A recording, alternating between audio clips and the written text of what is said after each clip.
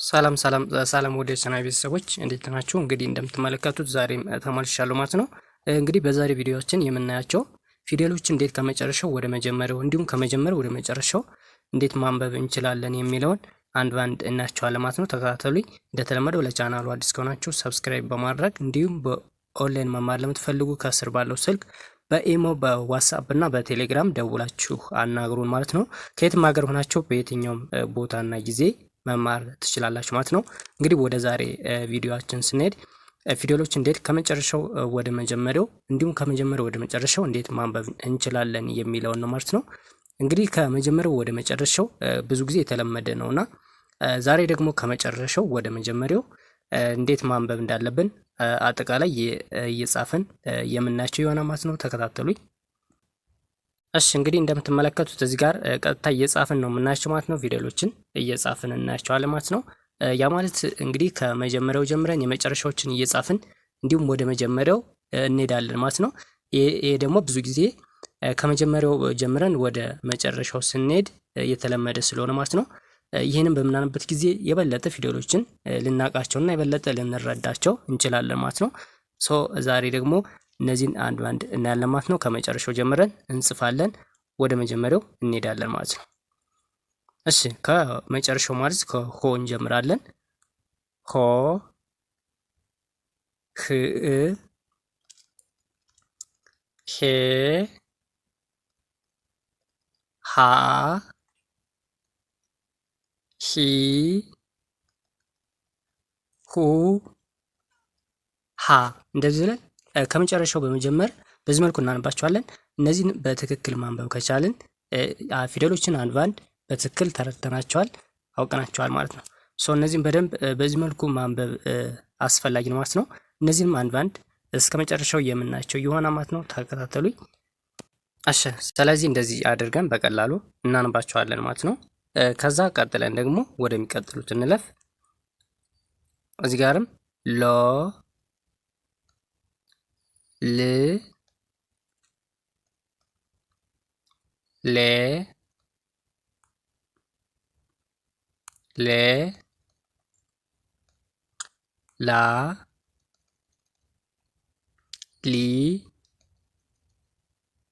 ሉ፣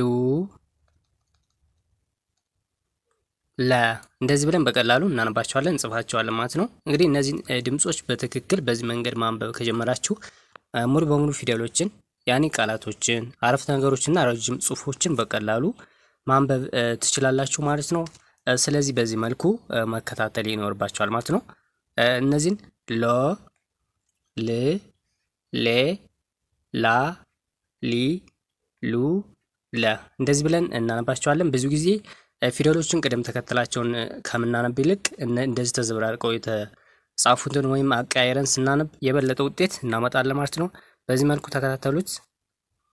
እሺ ቀጥሎ ደግሞ ሐመር ውሃን ሆ፣ ህ፣ ሄ፣ ሃ፣ ሂ፣ ሁ፣ ሃ እንደዚህ ብለን እናነባቸዋለን ማለት ነው። በዚህ መንገድ በቀላሉ መያዝ እንችላለን ማለት ነው። እንግዲህ እነዚህን በዚህ መንገድ ካነበባችሁ በቀላሉ የምትይዙበት ቀላል መንገድ ነው ማለት ነው። በዚህ መንገድ አንብቡት። ሁላችሁም እንደዚህ ማንበብና በዚህ መልኩ መያዝ ትችላላችሁ ማለት ነው። እሺ ቀጥሎ የምናገኘው ሞ፣ ም፣ ሜ፣ ማ፣ ሚ፣ ሙ፣ መ እንደዚህ ብለን እናነባቸዋለን ማለት ነው። በዚህ መንገድ በቀላሉ መያዝ እንችላለን ማለት ነው። በዚህ መንገድ አንብቧቸው። ከዛ ቀጥሎ ደግሞ የምናገኛቸው ሶ፣ ስ፣ ሴ፣ ሳ፣ ሲ፣ ሱ፣ ሰ እንደዚህ ብለን እናነባቸዋለን። በዚህ መልኩ በቀላሉ እንይዛቸዋለን ማለት ነው። እንግዲህ ከመጨረሻው ወደ መጀመሪያው ስናነብ ፊደሎችን የበለጠ የማስታወስ ችሎታ ወይም ስማቸውን በትክክል የመጥራት አቅማችን እናዳብራለን ማለት ነው። ችሎታችን እናዳብራለን። ስለዚህ በዚህ መንገድ እናነባቸዋለን፣ እንጽፋቸዋለን ማለት ነው።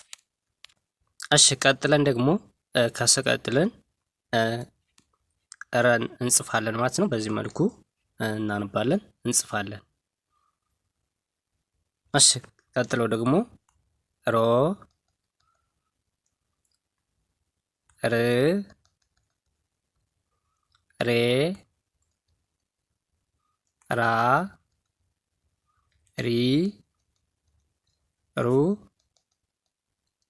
ረ እንደዚህ ብለን እናነባቸዋለን፣ እንጽፋቸዋለን ማለት ነው። በዚህ መልኩ በደንብ መያዝ እንችላለን ማለት ነው። ከዛ ቀጥለን በድጋሚ ሁለተኛውን ሰን እንጽፋለን ማለት ነው። ስለዚህ ከመጨረሻው ስንጀምር ሶ ስ ሴ ሳ ሲ ሱ ሰ እንደዚህ ብለን እናነባቸዋለን፣ እንጽፋቸዋለን ማለት ነው። በዚህ መንገድ በቀላሉ ለመያዝ ይረዳናል ማለት ነው። ከዛ ቀጥለን ሾ ሽ ሼ ሻ ሺ ሹ ሸ እንደዚህ ብለን እናስቀምጣቸዋለን። በዚህ መልኩ እንጽፋቸዋለን፣ እናነባቸዋለን ማለት ነው። እንግዲህ ይሄን ይመስላሉ ማለት ነው። ከመጨረሻው ወደ መጀመሪያው በዚህ መንገድ እናነባቸዋለን ማለት ነው። ቆ ቅ ቄ ቃ ቂ ቁ ቀ እንደዚህ ብለን እናነባቸዋለን፣ እንጽፋቸዋለን ማለት ነው። ከዛ በመቀጠል ቦ ብ ቤ ባ ቢ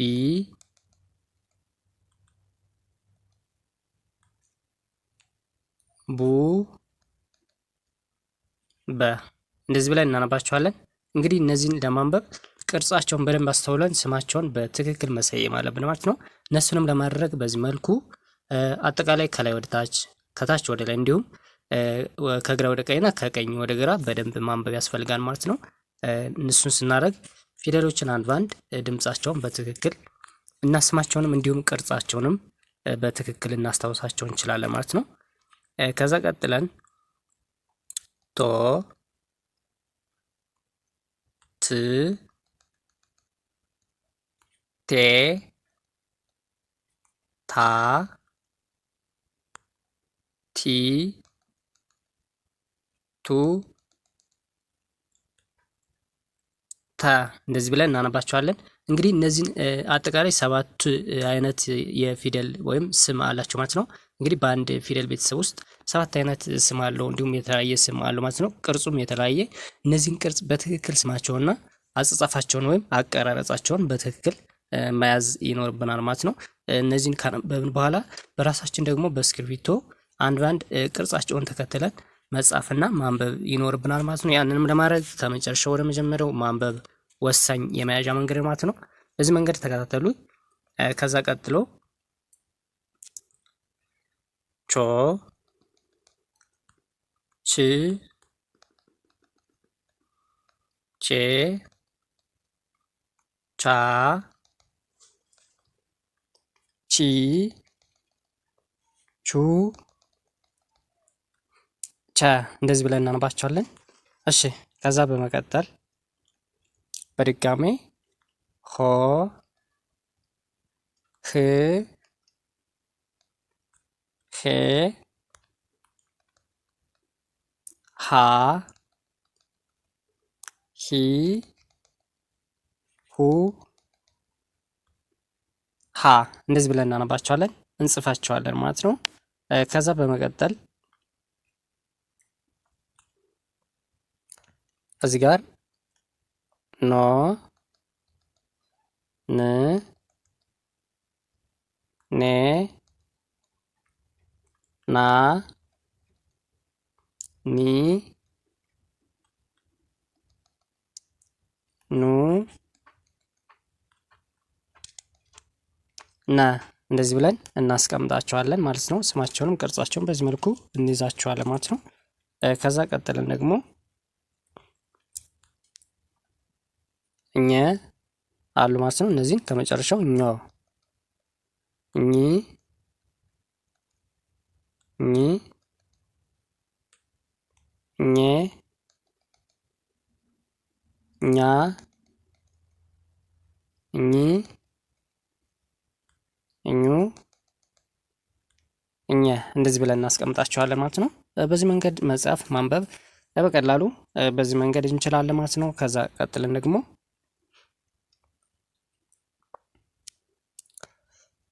ኦ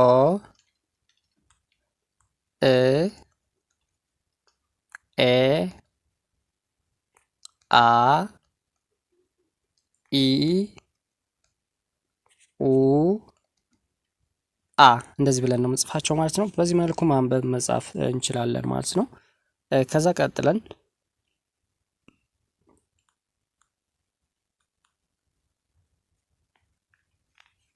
ከዛ ቀጥለን ደግሞ ኮ ክ ኬ ካ ኪ ኩ ከ እንደዚህ ብለን እንጽፋቸዋለን እናነባቸዋለን ማለት ነው። ከዛ ቀጥለን ደግሞ ሀ ብለን የምንጠራው ይሄኛው የሀ ቤተሰብ ወይም ሀ ብለን የመጀመሪያውን ድምፅ የምንጠራው ፊደል ማለት ነው። ይህንም ሆ ህ ሄ ሃ ሂ ሁ ሀ እንደዚህ ብለን ሀ ብለን እናነባቸዋለን ማለት ነው። ከዛ በመቀጠል እንግዲህ ወ ብለን እንጽፋለን። ወ የመጀመሪያውና የመጨረሻው ድምፅ ይመሳሰላል ማለት ነው። ለዛ ነው ወ ብዬ የጠራሁት። ወ ው ዌ ዋ ዊ ው ወ እንደዚህ ብለን እናነባቸዋለን እንጽፋቸዋለን ማለት ነው። ከዛ ቀጥለን ደግሞ በድጋሚ አ ብለን እናነባቸዋለን። እነዚህ የአ ዘሮች ናቸው ማለት ነው። ስለዚህ ከመጨረሻው ስንጀምር ኦ እ ኤ አ ኢ ኡ አ እንደዚህ ብለን እናስቀምጣቸዋለን ማለት ነው። እንጽፋቸዋለን እናነባቸዋለን ማለት ነው። ከዛ ቀጥለን ደግሞ ዞ ዝ ዜ ዛ ዚ ዙ ዘ እንደዚህ ብለን ነው የምናነባቸው ምንጽፋቸው ማለት ነው። እሺ ከዛ በመቀጠል ዦ ዥ ዤ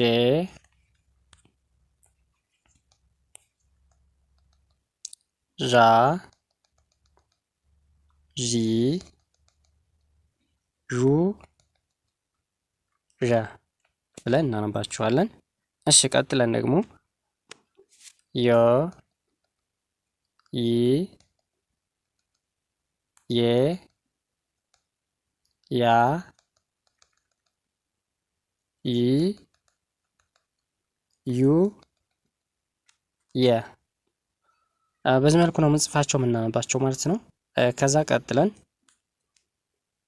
ዶ ድ ዴ ዳ ዲ ዱ ደ እሺ ከዛ በመቀጠል ጆ ጂ ጄ ጃ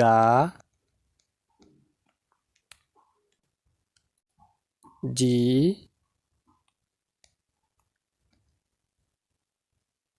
ጁ ጀ እንደዚህ ብለን እናነባቸዋለን እንጽፋቸዋለን ማለት ነው። እንግዲህ ድምጻቸውን በዚህ መልኩ ማለት ነው በትክክል መያዝ ይኖርብናል ማለት ነው። ከዛ ቀጥሎ ደግሞ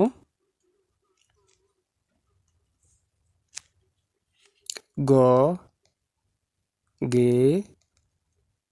ጌ ጋ ጊ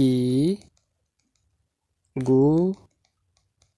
ገ እንደዚህ ነው የምናነባቸው። በዚህ መልኩ መጻፍና ማንበብ እንችላለን ማለት ነው። ከዛ ቀጥለን ደግሞ ጦ ጥ ጤ ጣ ጢ ጡ ጠ እንደዛ አድርገን በቀላሉ እናነባቸዋለን እንይዛቸዋለን ማለት ነው። እሺ ከዛ በመቀጠል ጮ ጭ ጬ ጫ ጪ ጩ ጨ በዚህ መልኩ እናነባቸዋለን እንጽፋቸዋለን ማለት ነው። እሺ ከዛ ቀጥለን ደግሞ ጠ ብለን የምንጠራው ፊደል የጠ ዘሮች ማለት ነው። ይህንም ከንፈራችን ላይ ጠበቅ አድርገን ነው የምንጠራው ከሌሎቹ ጋር እንዳይመሳሰልብን ማለት ነው። ጶ ጵ ጴ ጳ ጲ ጱ ጰ እንደዚህ አድርገን በቀላሉ እናነባቸዋለን እንጽፋቸዋለን ማለት ነው። እሺ ከዛ ቀጥለን ደግሞ ጾ ጽ ጼ ጻ ጺ ጹ ጸ ብለን እናነባቸዋለን። በመቀጠልም በድጋሜ ጸ ብለን እናነባቸዋለን ማለት ነው። እሺ ጾ ጽ ጼ ጻ ጺ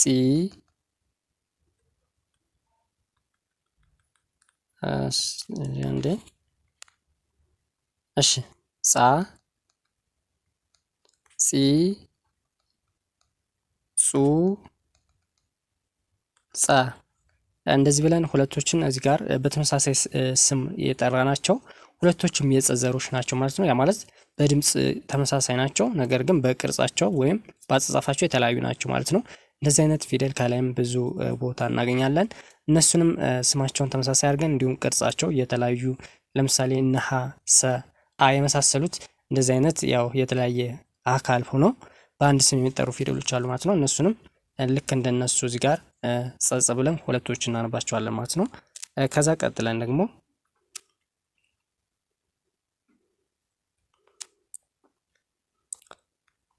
ፎ ፍ ፌ ፋ ፊ ፉ ፈ እንደዚህ ብለን እናነባቸዋለን። ከዛ ቀጥለን ደግሞ ፖ ፕ ፔ ፓ ፒ ፑ ፐ እንደዚህ ብለን ከመጨረሻው ወደ መጀመሪያው በዚህ መልኩ እናነባቸዋለን እንጽፋቸዋለን ማለት ነው። እሺ ከዛ በመቀጠል ቮ ቭ ቬ ቫ ቪ ቡ ቨ በዚህ መልኩ ነው የምናነባቸው ማለት ነው። እንግዲህ ፊደላት አጠቃላይ ከመጀመሪያው እስከ መጨረሻው አጠቃላይ ነው በዚህ መልኩ ያነበብናቸው ማለት ነው። ያ ማለት ከመጨረሻው ወደ መጀመሪያው እየጻፍን ማለት ነው። ከግራ ወደ ቀኝ ጽፈን ቢሆን በዚህ መልኩ ማየት እንችላለን ማለት ነው። ምክንያቱም ለማንበብ ቀላል እንዲሆንልን በዚህ መልኩ እናነባቸዋለን። እንግዲህ በዚህ መልኩ ካነበብን ፊደላትን እንደዚህ ካነበብናቸው በኋላ የተለያየ ድምጻቸውን፣ ቅርጻቸውን በትክክል